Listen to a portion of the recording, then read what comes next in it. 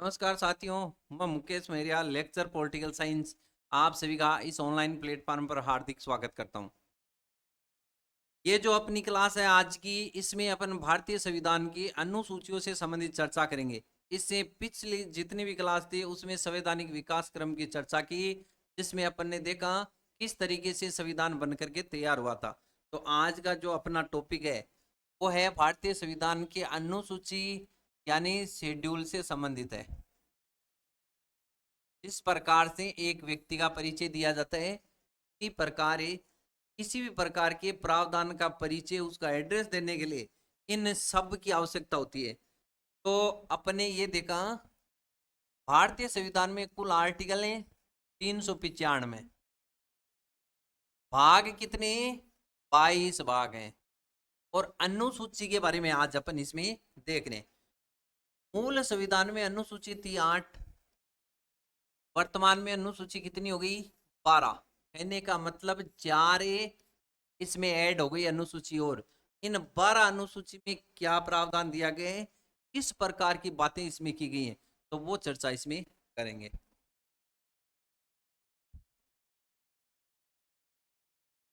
प्रथम अनुसूची, फर्स्ट जो शेड्यूल है, इसमें किस प्रकार की बात की गई है?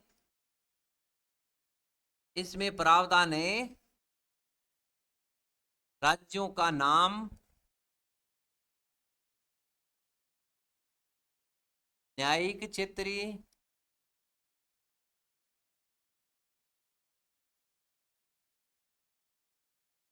व सीमाओं का उल्लेख, सीमाओं का उल्लेख किया गया है। देखो, हर अनुसूची, हर शेड्यूल में कोई ना कोई प्रावधान है। तो इसमें क्या है? राज्यों का नाम। भारत में वर्तमान में कुल मिलाकर के 28 तो हैं राज्य, प्लस से 8 हैं केंद्र शासित प्रदेश। भारत राज्यों का संघ है, तो जिसमें 28 राज्य और 8 केंद्र शासित प्रदेश, उनका नाम किस में दिया गया है? अनुसूची फर्स्ट में। उनका न्यायिक क्षेत्र है, उसका जो न्यायिक अधिकारिता कहाँ तक है, तो वो बात भी इसमें। और साथ में सीमा का उल्लेख भी इसमें किया गया है। कहने का मतलब आर्टिकल 1 और आर्टिकल 4, इनका संबंध किससे हो गया? अनुसूची फर्स्ट से। अपने को इतना याद रखना है कि ये बात किस में? अनुसूची फर्स्ट में। और तो अपन जितनी बातें, उनका फुल जब चैप्टर आएगा उसमें पूरी चर्चा करेंगे। नेक्स्ट है दूसरी अनुसूची। देखो, इसको मैं डायरेक्ट लिख रहा हूं, दूसरी अनुसूची। इस अनुसूची में क्या है? जो प्रमुख संवैधानिक पद है,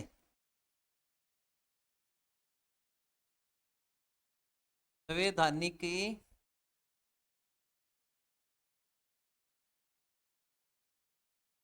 पदाधिकारियों का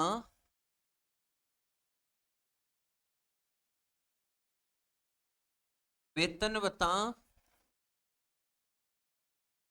वेतन भत्ते, विशेषाधिकार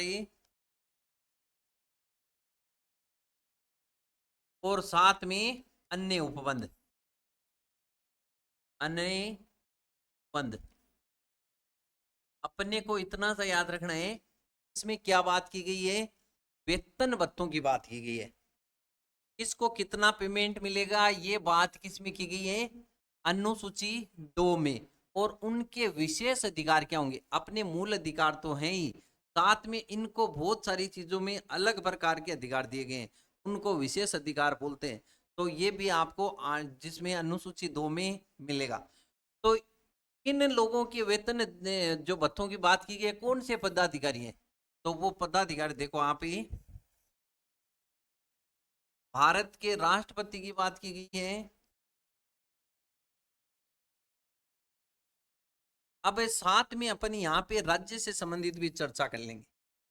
जैसे राष्ट्रपति का पद संवैधानिक प्रमुख है देश में, उसी प्रकार से एक राज्य में होता है राज्यपाल का पद, राज्यपाल। तो राज्यपाल की भी बात इसमें की गई है। दूसरे नंबर पे देखो, लोकसभा अध्यक्ष,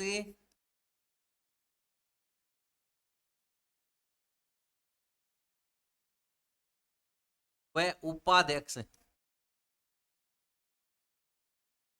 इनकी बात भी वेतन भत्तों की यहाँ पे, जैसे लोकसभा निम्न सदन संसद में होता है, विधानमंडल में जो निम्न सदन है वो होता है विधानसभा। तो विधानसभा के अध्यक्ष व उपाध्यक्ष की बात भी इसमें की गई। उपाध्यक्ष की बात देखो, इनके वेतन भत्ते किसमें किए गए हैं? अनुसूची 2 में। तीसरे नंबर पे बात आती है राज्यसभा के सभापति और साथ में उपसभापति। उपसभापति ये भी बातें आपके अनुसूची 2 से संबंध रखती है। इसके बाद ये इसमें देखें तो विधान परिषद, राज्य में यदि द्विसदनात्मक विधानमंडल है तो वहां पे विधान परिषद उच्च सदन होगा। तो विधान परिषद के सभापति व उपसभापति, इनका वेतन भत्ता भी कहां पे है? अनुसूची 2 से संबंधित। फिर ये सर्वोच्च न्यायालय के न्यायाधीश, सर्वोच्च न्यायालय के न्यायाधीश, सुप्रीम कोर्ट के जो न्यायाधीश है उनकी ये वेतन भत्तों की भी बात है अनुसूची 2 में। और उसी प्रकार से हाई कोर्ट, एक राज्य में होता है उच्च न्यायालय, उच्च न्यायालय के न्यायाधीशों के वेतन भत्ते भी इसमें चर्चा की गई है। तो देखो इतने पद हैं और साथ में एक और है केग, कम पेट्रोलियम ऑडिट जनरल, नियंत्रक एवं महालेखा परीक्षक। तो केग की बात भी इसमें की गई है। प्रमुख संवैधानिक पद कौन कौन से हैं? ये देखो, राष्ट्रपति है, लोकसभा अध्यक्ष, उपाध्यक्ष, राज्यसभा के सभापति, उपसभापति, सर्वोच्च न्यायालय के न्यायाधीश, केग, राज्यपाल, विधानसभा के अध्यक्ष उपाध्यक्ष, विधान परिषद के सभापति उपसभापति और हाई कोर्ट के न्यायाधीश। तो इन सब का वेतन भत्ते और विशेष अधिकार, तो इनसे संबंध है अनुसूची 2। नेक्स्ट है अनुसूची 3। देखो अनुसूची 3 में क्या है? विभिन्न उम्मीदवार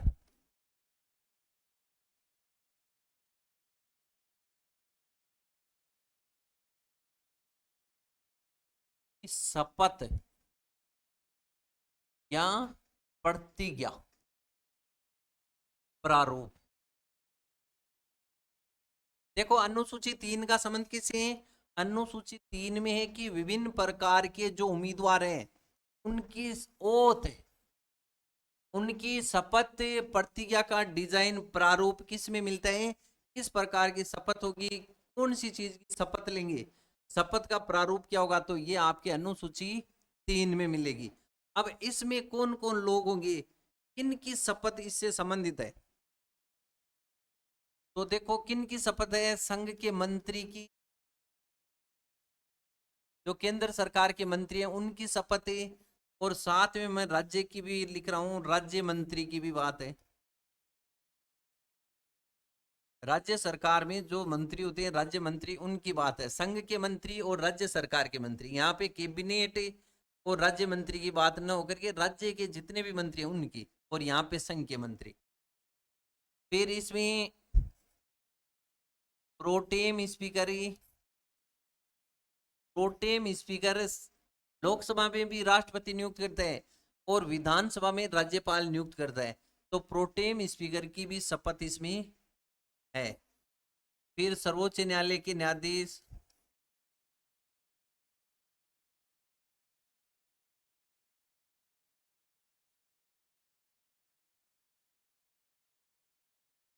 सर्वोच्च न्यायालय के न्यायाधीश और साथ में हाई कोर्ट के जज, इनकी शपथ का भी प्रावधान किसमें है? अनुसूची 3 में। इसके बाद एक केग किए गए उनकी शपथ का भी किसमें प्रावधान है? अनुसूची 3 में।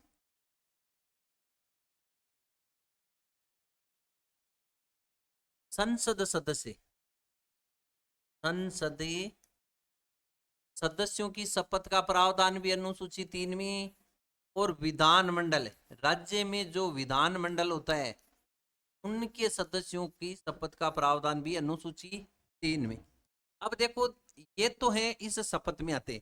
जो तीसरी अनुसूची है इसमें ये लोग शामिल हैं: संघ के मंत्री, राज्य के मंत्री, प्रोटेम स्पीकर, सर्वोच्च न्यायालय के न्यायाधीश, हाई कोर्ट के न्यायाधीश, के संसद के सदस्य, विधानमंडल के सदस्य। परंतु शामिल कौन नहीं है वो देखो। तो ऐसा प्रश्न भी कई बार पूछा जाता है कि शामिल कौन नहीं है इसमें। तो एक तो राष्ट्रपति, दूसरे उपराष्ट्रपति, इनकी शपथ का प्रावधान है अनुसूची 3 में न देकर के। और इनसे संबंधित है आर्टिकल राज्यपाल।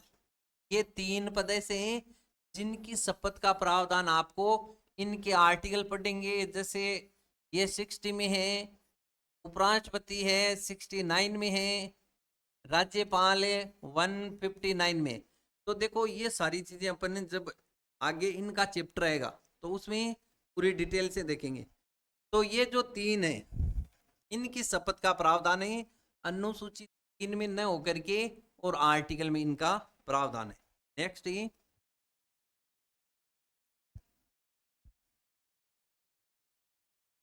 चौथी अनुसूची, इसमें क्या चीज है? राज्यसभा में सीटों का आवंटन, सीटों का आवंटन, राज्यसभा में सीटों का आवंटन। देखो, संसद द्विसदनात्मक है, लोकसभा राज्यसभा। तो राज्यसभा में किस राज्य में कितनी सीट होंगी? तो इस प्रकार का प्रावधान किस में मिलेगा? अनुसूची 4 में। तो ये भी अपने को ध्यान में रखना है कि राज्यसभा में सीटों का आवंटन है अनुसूची 4। देखो सबसे ज्यादा जो सीट है वो 1 नंबर पे कौन सा है? UP 31 seat. 2 पे कौन सा है? महाराष्ट्र 19 सीट। अपन राजस्थान से संबंधित चर्चा करें तो राजस्थान में राज्यसभा की सीट है 10 और लोकसभा की सीट है 25। राजस्थान में राज्यसभा की सीट कितनी हो गई? 10। सेम राजस्थान के बराबर वाला राज्य कौन सा है जिसमें भी राज्यसभा की 10 सीट है? तो ऐसा प्रश्न भी एक बार आया, और वो कौन सा है? ओडिशा। ओडिशा में भी 10 सीट है और राजस्थान में भी 10 सीट है। इसके बाद यदि केंद्र शासित प्रदेशों की चर्चा करें, देखो बिहार में है 16। बिहार में कितनी है? 16 सीट। केंद्र शासित प्रदेशों की बात करें तो मात्र 2 ही केंद्र शासित प्रदेश हैं। एक तो दिल्ली जिसमें राज्यसभा में 3 सीट है, और एक है पुडुचेरी, इसमें 1 सीट है। और अपने जितने भी छोटे राज्य हैं पूर्वांचल के, असम को छोड़ करके, असम में सीट है वो 7 है। और अन्य जितने भी असम के जो 7 सेवन सिस्टर बोलते हैं अपन, उनमें से असम को छोड़ करके 6 बाकी के हैं, उनमें सीट है 1-1। और गोवा में भी अपने 1 सीट है, सिक्किम में भी 1 सीट है। ऐसे करके राज्यसभा की सीटों का आवंटन किया गया। राज्यसभा में आर्टिकल 80 के अनुसार अधिकतम 250 सीट हो सकती हैं। और इन 250 सीटों में से 238 होती हैं वो तो होती हैं चुनाव के आधार पे, और 12 सीटों पे 12 सदस्यों को मनोनीत किया जाता है राष्ट्रपति के द्वारा। तो ये भी अपन जब ये चैप्टर पढ़ेंगे तो उसमें भी डिटेल से देखेंगे। नेक्स्ट तो अभी अपन ने 4 अनुसूची देखी। 5वीं अनुसूची, 5वीं में क्या है? अनुसूचित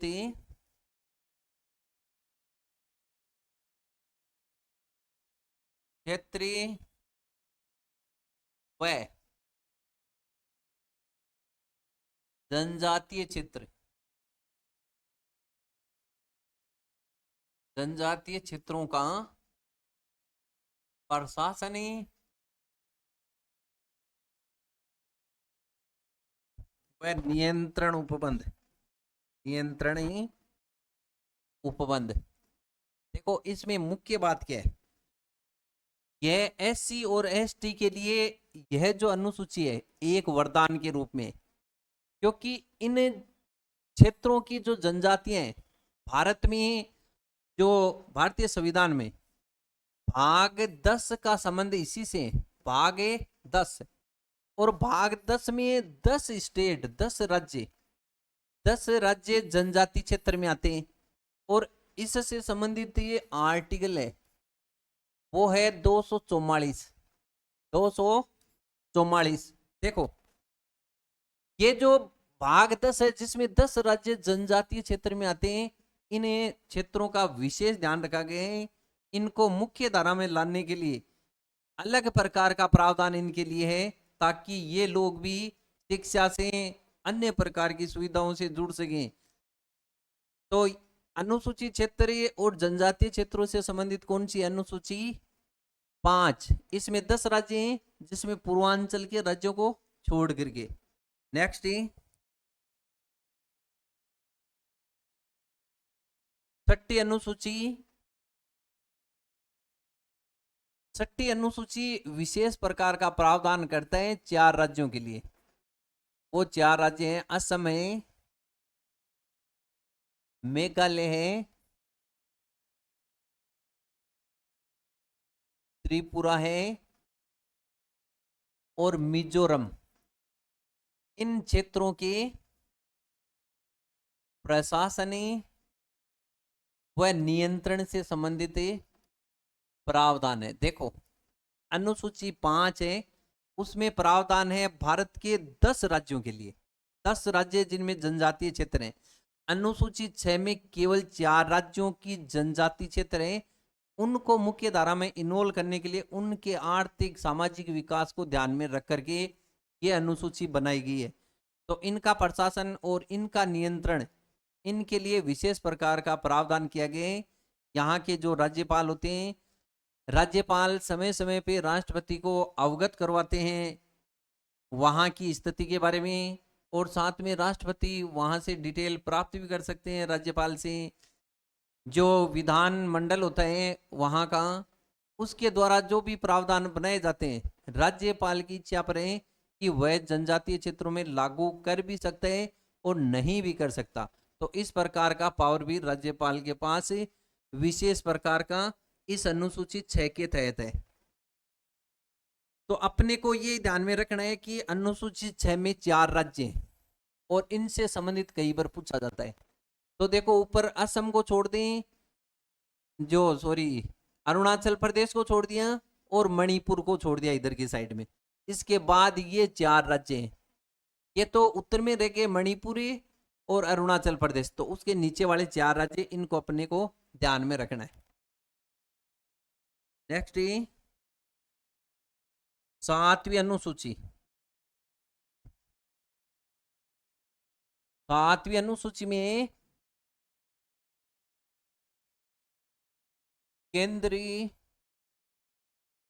व राज्यों के मध्य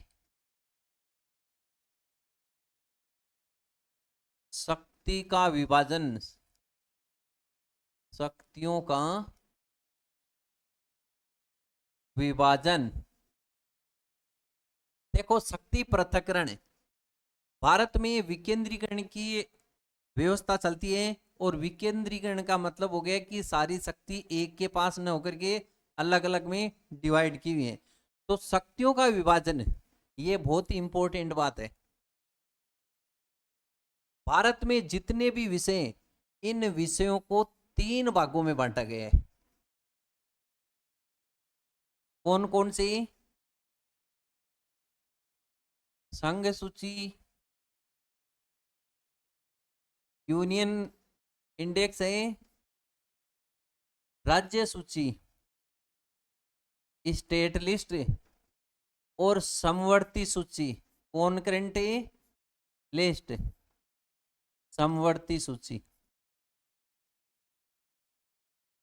तो भारत में केंद्र और राज्यों के बीच में विषयों का विभाजन किया गया है कि किस सब्जेक्ट पे कौन कानून बनाएगा। तो 3 प्रकार की सूची है, संघ सूची है, राज्य सूची है, समवर्ती सूची है। मूल संविधान में संघ सूची में कितने थे? 97 सब्जेक्ट थे। ये तो है मूल संविधान में। और नीचे अपन बात करेंगे वर्तमान में कितने। मूल संविधान में 97 और वर्तमान में इसमें काउंटिंग के हिसाब से हो गए 100 सब्जेक्ट। और राज्य सूची में मूल संविधान में कितने थे? 66 और वर्तमान में कितने हैं? 61। समवर्ती सूची में पहले थे 47 और अभी हैं 52। देखो, संघ सूची है, इस पर कानून बनाने का, इसमें जितने भी विषय हैं उन विषयों पर कानून बनाने का अधिकार है केंद्र सरकार के पास। और वर्तमान में सब्जेक्ट कितने हैं इसमें? 100। राज्य सूची स्टेट लिस्ट, इसके अंतर्गत पहले मूल संविधान में 66 थे, अब भी हैं 61। राज्य सूची के विषयों पे कानून बनाने का अधिकार है, वो है उन राज्यों की जो यानी कि स्टेट के पास है, राज्य सरकार के पास है। समवर्ती सूची में कानून बनाने का अधिकार है, वो है दोनों सरकारों को। और यदि किसी प्रकार का विवाद पैदा होता है तो उस विवाद की स्थिति में कानून बनाने का अधिकार है, वो है केंद्र सरकार के पास। और उस कानून के ऊपर भी यदि राज्य अपना कानून लागू करना चाहे तो इसके लिए उस राज्य सरकार को राष्ट्रपति से विशेष अनुमति लेने की आवश्यकता है। तो ये है समवर्ती सूची से संबंधित। और वर्तमान में कितनी? 52। देखो यहाँ पे 5 बढ़े और यहाँ पे 5 घटे, तो ये 5 जो समवर्ती सूची में ऐड हुए हैं वो देखो आप ये कौन से?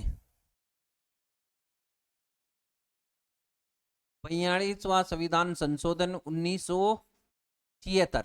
देखो इसके बारे में अपन अलग से भी चर्चा करेंगे। इसमें 5 सब्जेक्ट हैं। एक तो है शिक्षा,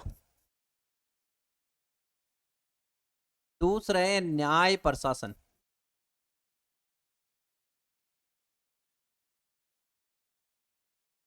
तीसरा है वन वह वन्य जीव, वन्य जीव और पक्षियों का संरक्षण, ये भी है साथ में। 4 नंबर पे है अपनी सामाजिक न्याय। देखो जनसंख्या नियंत्रण एवं परिवार नियोजन, ये परिवार नियोजन और जनसंख्या नियंत्रण, जनसंख्या नियंत्रण। और 5वां जो है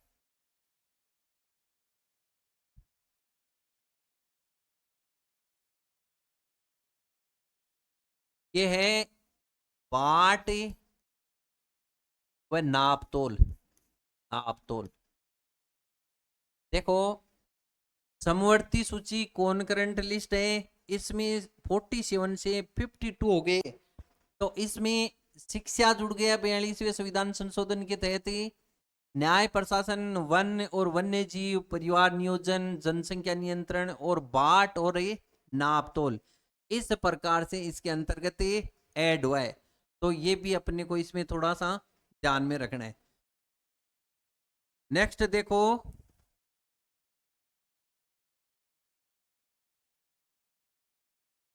आठवीं अनुसूची।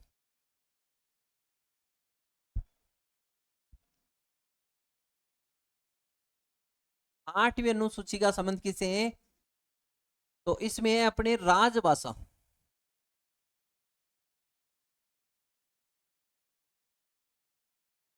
संवैधानिक मान्यता प्राप्त भाषाएं। देखो संविधान में कौन कौन सी भाषाओं को मान्यता दी गई है, तो वो किसमें? अनुसूची 8 में। तो इसमें मान्यता प्राप्त भाषाएं मूल संविधान में कितनी थी? मूल संविधान में मान्यता प्राप्त भाषाएं थी 14।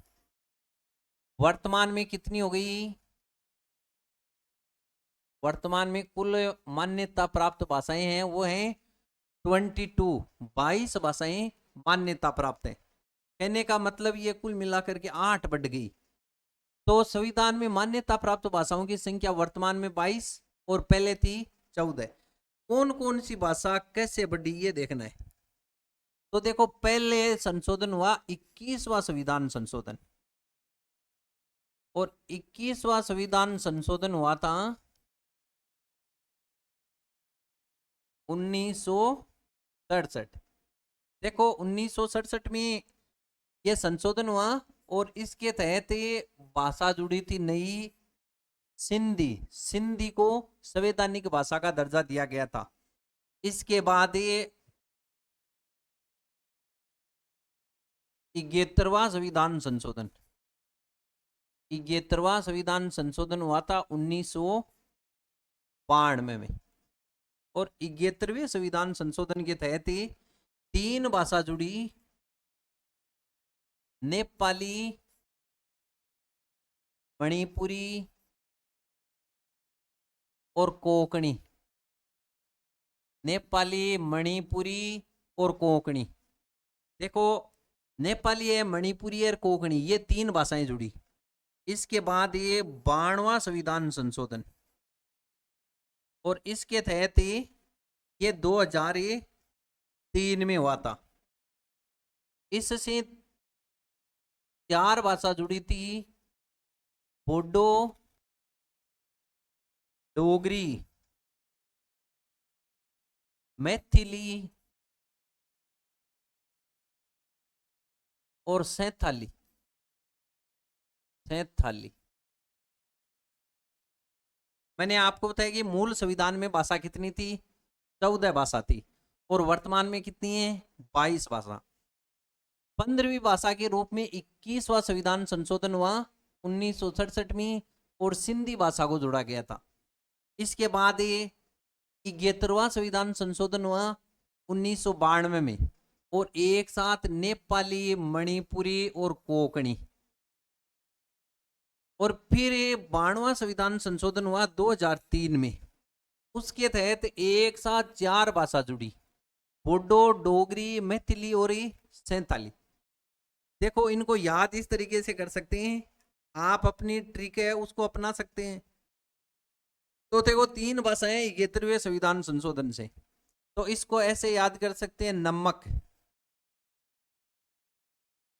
नमक, तो नमक में आपके ने का मतलब हो गया नेपाली, मैं का मतलब मणिपुर, मणिपुरी, और के का मतलब हो गया कोंकणी।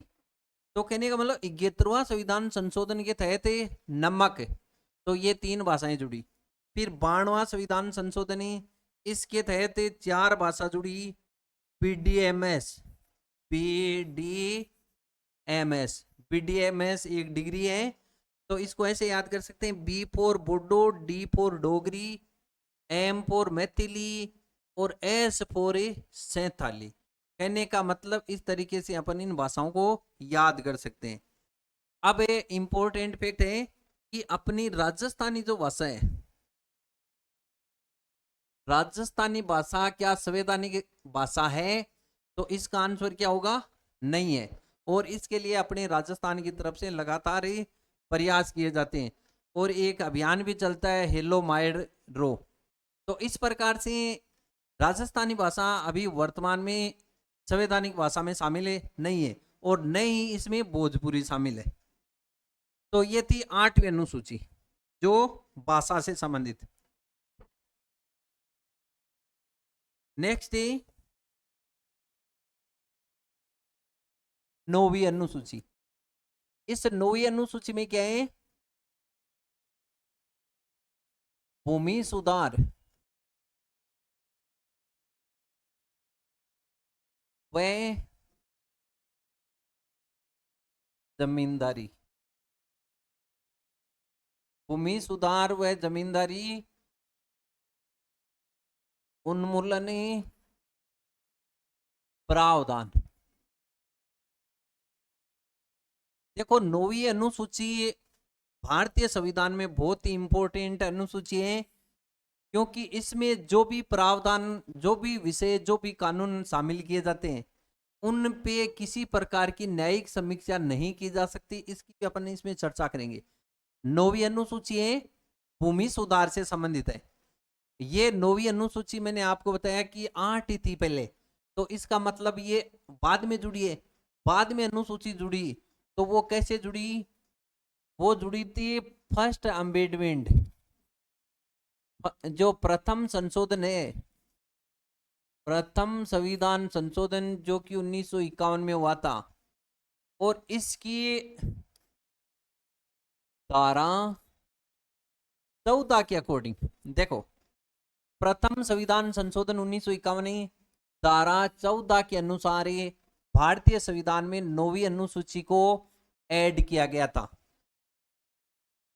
ये जो अनुसूची है, अच्छा आपने एक चीज देखी होगी कि ये भारतीय संविधान में 1951 में हो गया प्रथम संविधान संशोधन, जबकि लोकसभा के जो आम चुनाव है वो हुए थे 1952 में। तो संशोधन किया किसने? क्योंकि संविधान में संशोधन आर्टिकल 368 के तहत संसद करती है, तो उस टाइम पर ये एकमात्र संशोधन है जिसको संविधान सभा के द्वारा किया गया था, क्योंकि संविधान सभा भी है जो संसद के रूप में कार्य कर रही थी। तो इसको भी अपने को ध्यान में रखना है। भूमि सुधार, इसमें जितने भी शामिल किए जाते हैं प्रावधान, वो किसी प्रकार की उनकी न्यायिक समीक्षा नहीं हो सकती। इसके पीछे देखो बड़ी कहानी है, उसको अपन जब केशवानंद भारती जो केस 1973 पढ़ेंगे तो उसमें देखेंगे। इसके अनुसार ये इसमें पहले शामिल किए गए थे 13 विषय, और वर्तमान में इसमें कितने प्रावधान है? 284। जब इसमें ऐड किए गए ये प्रावधान, तब भूमि सुधार की आवश्यकता थी, क्योंकि जमींदारी प्रथा बहुत ज्यादा चल रही थी और इसको समाप्त करना था। जो लोग खेतों में जोत का काम कर रहे थे, वास्तव में उनके पास जमीन नहीं थी, बल्कि जमीन थी वो जमींदारों के पास थी। तो इस प्रकार की प्रथा को समाप्त करने के उद्देश्य से यह संशोधन की आवश्यकता पड़ी, ताकि इसकी न्यायिक समीक्षा नहीं की जा सके। तो प्रारंभ में इसमें 13 और वर्तमान में 284। अभी न्यायिक समीक्षा इसकी 24 अप्रैल 1973 को केशवानंद भारती बनाम केरल सरकार जो प्रेडिक्ट आया, उस विवाद के बाद ये दिया गया कि इसकी न्यायिक समीक्षा है वो की जा सकती है, परंतु वो न्यायिक समीक्षा इस डेट से पहले जितने भी विषय शामिल थे जो 13 थे इन पे नहीं की जा सकती, बल्कि उसके बाद जो जुड़े हैं 1973 के बाद, तो उनकी न्यायिक समीक्षा की जा सकती है। न्यायिक समीक्षा का मतलब हो गया किसी भी प्रकार के वाद विवाद के लिए आप न्यायालय में चुनौती नहीं दे सकते और न्यायिक समीक्षा की जा सकती है। इसका मतलब हुआ कि आप उसके लिए सुप्रीम कोर्ट, उच्च न्यायालय, हाई कोर्ट उनकी शरण ले सकते हैं। अपने को इतना याद रखना है कि भूमि सुधार से संबंधित है 9वीं अनुसूची और प्रथम संविधान संशोधन से जोड़ी गई थी, और आर्टिकल 31 बी के तहत 9वीं अनुसूची का निर्माण किया गया था। Article 31 B. नेक्स्ट देखो 10वीं अनुसूची। 10वीं अनुसूची में क्या प्रावधान है? दल बदल पर प्रतिबंध। देखो दल बदल को प्रतिबंध, इसको बैन कर दिया गया। दल बदल का मतलब होता है कि पहले क्या होता था, एक हरियाणा के अंतर्गत एक वाक्य चला था, आया राम गया राम। इसका मतलब ये हुआ कि कैंडिडेट किसी और पार्टी से जीत गया था और फिर वो दूसरी पार्टी में चला जाता, फिर वापस किसी और पार्टी में चला जाता। इस प्रकार से सरकारें अस्थिर होती थी। तो इसलिए दल बदल का मतलब हो गया कि यदि कोई भी उम्मीदवार है किसी एक सिंबल से जीत करके आए तो वो जीतने के बाद किसी दूसरे दल में नहीं जा सकता। यदि दूसरे दल में 2/3 सदस्य जाते हैं या अलग नया दल बनाते हैं, तब भी उनकी सदस्यता खत्म नहीं होती। अन्यथा 2/3 से कम सदस्य एक साथ किसी और पार्टी में जाते हैं या 1-2 सदस्य जाते हैं, तो उनकी सदस्यता रद्द हो जाती है। और ऐसा सिस्टम है वो निर्दलीय उम्मीदवार के लिए भी लागू है, वो भी किसी अन्य पार्टी में ज्वाइन नहीं कर सकता। तो कहने का मतलब ये हुआ कि इस पर प्रतिबंध लगाने के उद्देश्य से 10वीं अनुसूची जोड़ी गई। और जैसा कि जोड़ी गई, इसका मतलब है 52वां संविधान संशोधन हुआ। और इस 52वां संविधान संशोधन 1985, और इस संविधान संशोधन के तहत 10वीं अनुसूची को जोड़ा गया था और इसमें दल बदल पे प्रतिबंध लगाया गया। देखो, संसद सदस्यों की निर्योग्यता से संबंधित है आर्टिकल 102। देखो, ये आर्टिकल संसद सदस्यों की निर्योग्यता से संबंधित, दल बदल से संबंधित। इसके बाद ये इसी से संबंधित आर्टिकल है विधानमंडल में 191(2), ये भी दल बदल से संबंधित है। चाहे लोकसभा में हो, चाहे राज्यसभा में हो, विधानसभा में हो, कोई भी मेंबर है, एक पार्टी से चुनाव जीत करके आ रहा है, किसी अन्य पार्टी को ज्वाइन कर रहा है, तो उसकी सदस्यता को समाप्त कर दिया जाता है। और इनसे संबंधित आर्टिकल है 102 और ये आर्टिकल 191(2). दल बदल के आधार पे संसद के सदस्य 2 तरीके से निर्योग्य हो सकते हैं। पहला तो यदि चुनाव की जो भी निर्वाचन आयोग के द्वारा जो शर्तें पहले से जो योग्यताएं वो फॉलो नहीं करता है तब। और दूसरी कंडीशन है जब ये कोई भी सदस्य है वो दल बदल के आधार पे निर्योग्य। तो दल बदल के आधार पे निर्योग्यता साबित कौन करता है? वो करता है सदन का अध्यक्ष। सदन का अध्यक्ष दल बदल के आधार पे किसी भी संसद सदस्य की, विधानसभा के सदस्य की निर्योग्यता कौन साबित करते हैं? तो वो पावर है सदन के अध्यक्ष के पास। कहने का मतलब लोकसभा का है तो लोकसभा अध्यक्ष के पास है। विधानसभा का सदस्य निर्योग्य हो रहा है दल बदल के आधार पे, तब का पावर है विधानसभा अध्यक्ष के पास।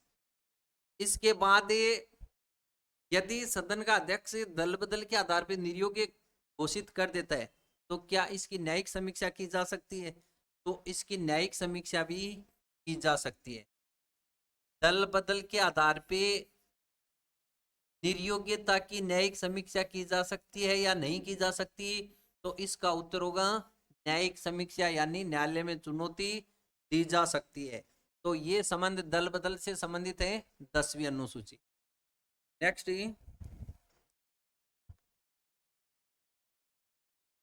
11वीं अनुसूची। 11वीं अनुसूची है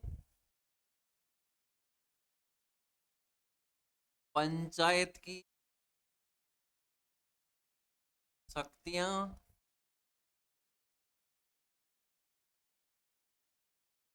अधिकार, अथॉरिटी और जिम्मेदारियां।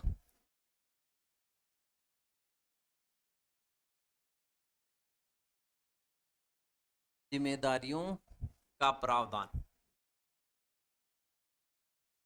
अनुसूची 11 का संबंध किससे है? तो ये है स्थानीय शासन से संबंधित। स्थानीय शासन का जनक लॉर्ड रिपन को माना जाता है। और आपको बताया गांधी जी ने जैसे कहा था कि भारत की आत्मा गांवों में निवास करती है। इसका मतलब ये हुआ कि जब तक गांव मजबूत नहीं होंगे तब तक किसी भी प्रकार का विकास संभव नहीं है। तो 11वीं अनुसूची जो कि पंचायत की शक्ति, पावर है, उनकी अथॉरिटी, उनके राइट्स और उनकी जिम्मेदारियों से संबंधित प्रावधान करती है।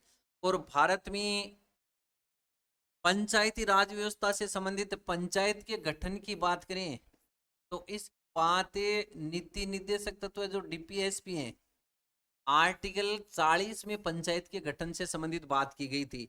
कि वेलफेयर स्टेट वही होगा जो पंचायत का गठन करता है। और इसी के तहत ही भारत में 2 अक्टूबर 1959 को जो डीडवाना का बगदरी गांव नागौर, वहां से मोहनलाल सुखाड़िया के समय और प्रधानमंत्री पंडित जवाहरलाल नेहरू के समय पंचायती राज व्यवस्था बलवंत राय मेहता समिति की सिफारिश पर त्रिस्तरीय संरचना प्रारूप में शुरू की गई थी। तो देखो इसका संबंध संविधान के किस भाग से? भाग 9 से। और आर्टिकल 243 से कैसे लेकर के एन तक, ये प्रावधान किसका है? ये है पंचायती राज संस्थाओं का।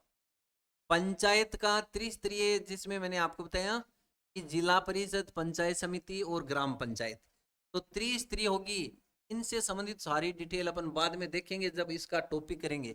तो इसका संबंध भाग 9 से और आर्टिकल 243 से लेकर के और उसके बाद ये अनैतिक, मतलब 243 भी खुद शामिल है, कैद तो है ही है। 243 फिर 243 कै ख ग ऐसे करके अनैतिक है। और ये जो अनुसूची है इसे जोड़ा गया था 73वां संविधान संशोधन 1992 के तहत। 73वां संविधान संशोधन 1992 के तहत।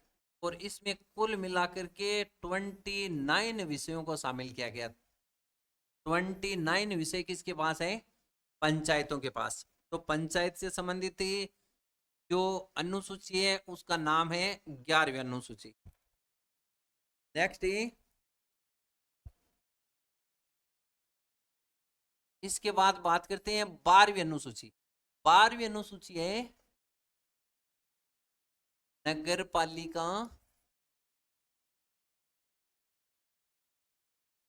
शक्तियां